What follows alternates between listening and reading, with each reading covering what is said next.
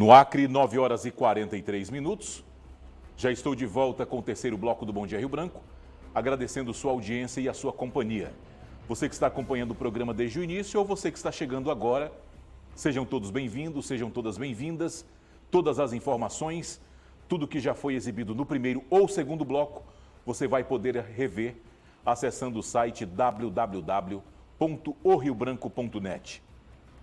Acesse o site oriobranco.net e fica por dentro de tudo aquilo que acontece no Acre, no Brasil e também no mundo. Cadê a informação da questão da água? Já está aí no ponto? Traz aqui, Thales. Porque o DEPASA já deu uma resposta. Segundo o DEPASA, atenção pessoal aí a questão da falta de água, viu? O DEPASA admite que está tendo falta de produtos químicos para o fornecimento de água em Rio Branco. Aí não pode. Aí é falta de organização, falta de gestão, não é? Porque estamos nesse tempo de pandemia, onde uma das principais medidas orientadas pelos órgãos da saúde é lavar as mãos várias vezes ao dia, é higienizar, chegou em casa, tira aquela roupa, já lava, não é? Aí o DEPASA parece que está contribuindo de forma negativa, é isso? Eu não quero acreditar para isso. Por quê?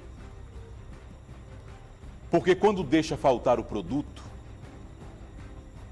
tinha que ter todo um cronograma, um planejamento.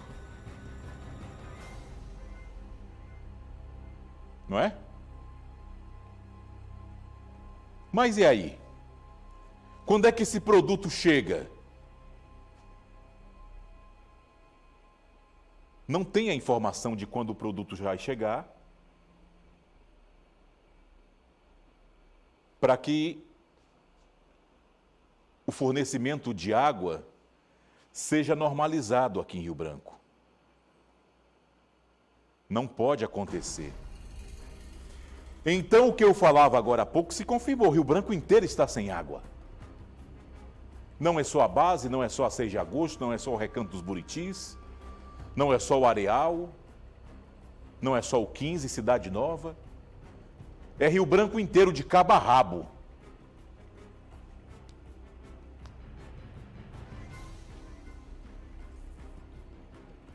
Na segunda-feira,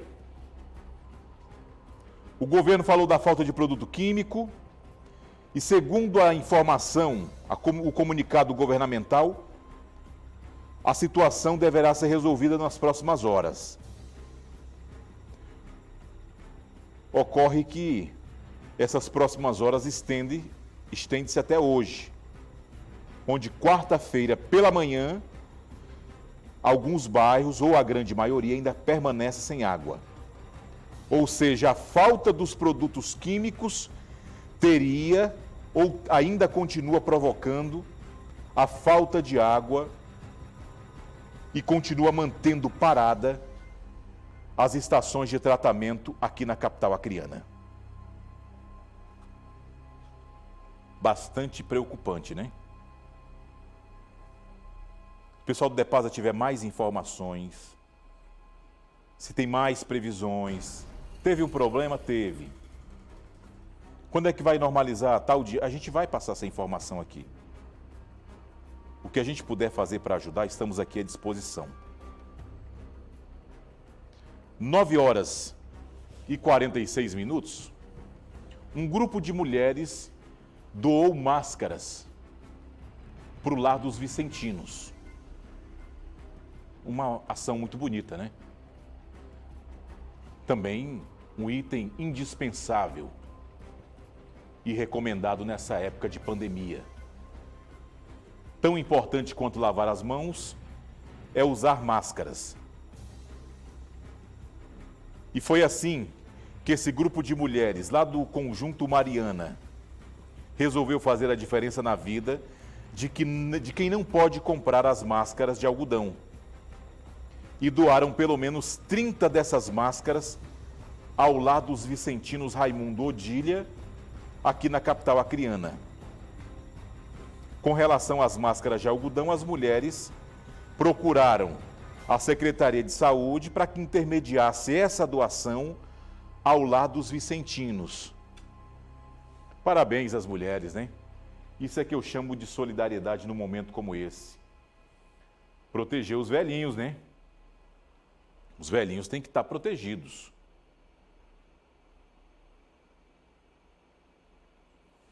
(9h48)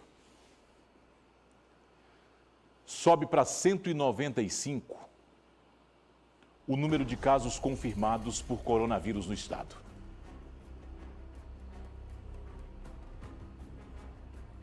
É um número preocupante. Está aqui o mapa. Não sou eu que estou dizendo, são dados oficiais da Secretaria de Saúde. O Acre registrou 195 casos por contaminação com coronavírus, isso até ontem, terça-feira. E de acordo com a Secretaria de Estado de Saúde,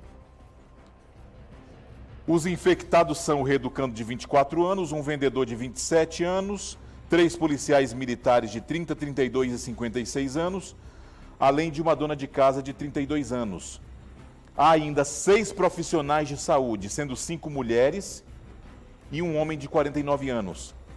A lista segue ainda com um policial penal de 43 anos, um supervisor de vendas de 46 anos, um enfermeiro de 46 anos, uma funcionária pública de 51 e outros 3 idosos, sendo uma aposentada de 60 anos e 2 aposentados de 78 e 79 anos.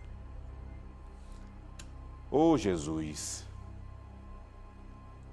É muita gente infectada e é muita gente brincando com essa questão do coronavírus no estado. Aí o que me resta? Me resta pedir a Deus que olhe para todos os cantos do mundo, né? Em especial para a nação brasileira. E peço a Deus também que dê um pouco mais de juízo para o nosso presidente da República. Quando ele pede e quando ele diz para que as pessoas podem ir para a rua. Aí eu lembro quando ele fez aquele primeiro pronunciamento na televisão, na rádio, pronunciamento em cadeia, né? Que falava do corpo atlético. Aí eu fico pensando que talvez o esporte que o presidente pratique é salto longe da realidade. Talvez ele não saiba o que está acontecendo no país. Cadê a situação do Amazonas, Neto? Eu não costumo mostrar aqui o que acontece em outros estados. Mas o que está acontecendo no estado vizinho, no Amazonas, é triste. E eu quero mostrar para chamar a atenção do povo acreano. Sabe por quê? Essa fila de carros que você acompanha aí são carros de funerária levando corpos. Essa vala que você vê aí é uma vala que são enterrados de 10 em 10. Aí dizer para o povo ir para a rua que tudo não passa de histeria. Eu espero que quando isso tudo passar, a gente não tenha na história do país um presidente que será chamado de assassino. Espero que não tenhamos, espero que a tempo ele mude o posicionamento, porque é o nosso líder. E muita gente segue a orientação daquilo que o presidente da República fala. Eu não sei se o presidente não está por dentro das condições dos hospitais do nosso país. Eu não sei. Eu fico imaginando quando esse tal desse coronavírus chegar lá em Santa Rosa do Purus, chegar lá no Jordão, chegar lá em Porto Walter, chegar nas centenas de municípios isolados, chegar na zona rural e nas zonas de difícil acesso do nosso país. Como é que vai ser, o estrago que vai ser?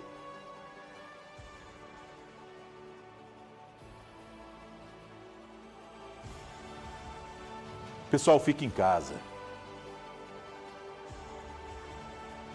Eu vou fazer um pedido que eu não gostaria de fazer.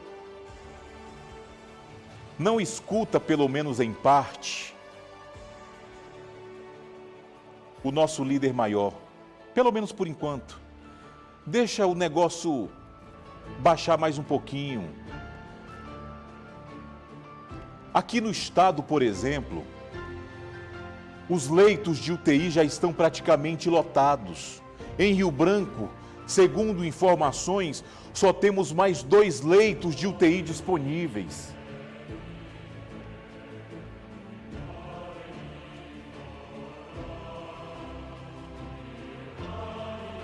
Às vezes eu fico um pouco calado, tentando medir as palavras, sabe?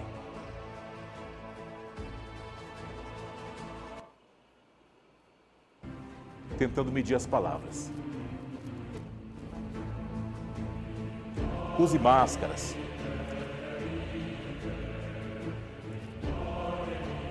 Evite sair de casa. Você diz, Tião, você está aí no seu trabalho, está ganhando o seu. Estou. E entendo perfeitamente quem precisa também ganhar o pão de cada dia. Mas faça com cuidado. Faça com a devida atenção. Agora há pouco eu li uma mensagem de um telespectador que falava do comércio dele, que garantia o almoço e o jantar. E sou totalmente solidário. Agora, morto não trabalha para levar o pão de cada dia para casa.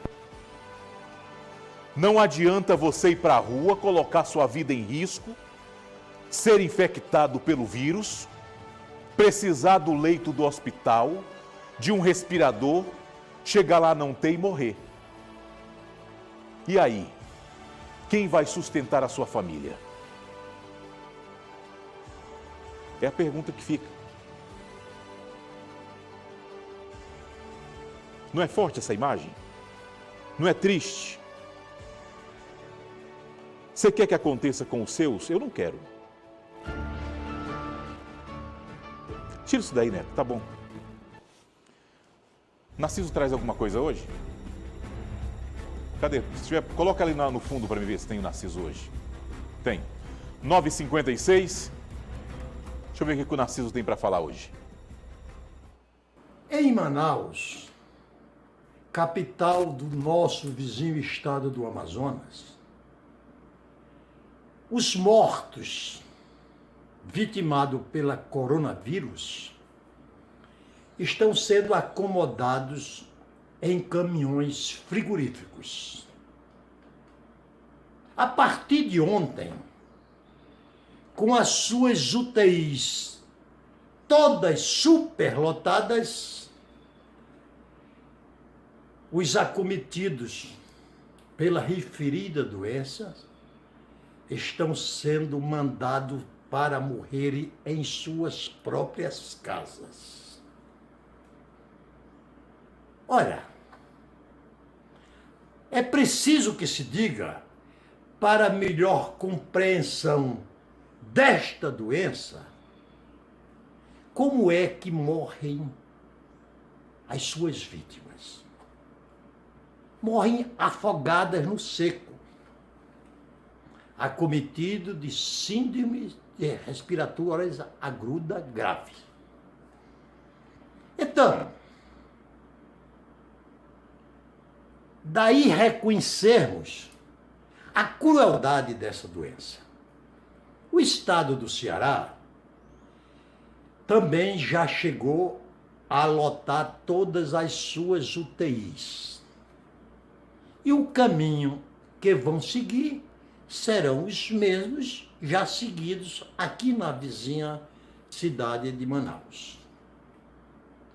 Os hospitais do Rio de Janeiro e de São Paulo, as duas mais importantes capitais do nosso país, já se encontram com as suas UTIs com lotação superior a 90% das suas capacidades.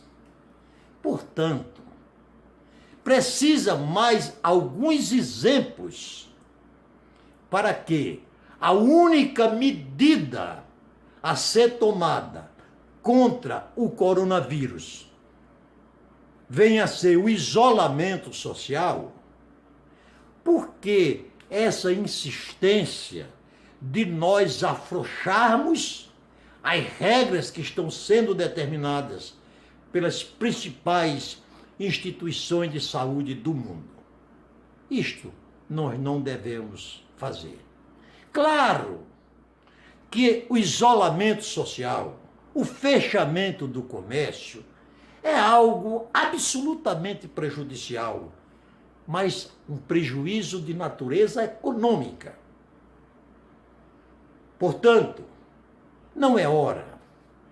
As nossas autoridades precisam sim antecipar o quanto antes possível o fim do isolamento social. Mas isto só poderá acontecer quando a curva de contaminação dos infectados houver atingido o seu pico e se encontrar numa situação declinante. Do contrário, haveremos de assistir. O que aconteceu em Manaus acontecerá no Brasil, inclusive no nosso estado. Portanto, apoiemos o isolamento social. E por uma ótima razão, qual seja, o coronavírus vai passar, como passa todas as doenças infecto-contagiosas. Mas até lá, o que nós temos que fazer é evitarmos mais sofrimentos e mais mortes. Tá aí, pontualmente 10 horas da manhã, o Narciso falava justamente do que eu acabava de falar, que está acontecendo lá no Amazonas, mais precisamente em Manaus, a capital do Amazonas, e que nós esperamos que não aconteça aqui no Acre. Mas para que isso não aconteça, você tem que fazer a sua parte. Saia somente se houver necessidade. 10 horas e 1 minuto, e com isso eu termino o Bom Dia Rio Branco desta quarta-feira, agradecendo sua audiência e relembrando que outras informações você acompanha no decorrer da nossa programação ou no site www.riobranco.net. Se Deus quiser, Ele haverá de querer, nós voltaremos amanhã, a partir das 9 da manhã, ao vivo, com mais um Bom Dia Rio Branco. Tenham todos uma excelente quarta-feira, fiquem com Deus e até amanhã.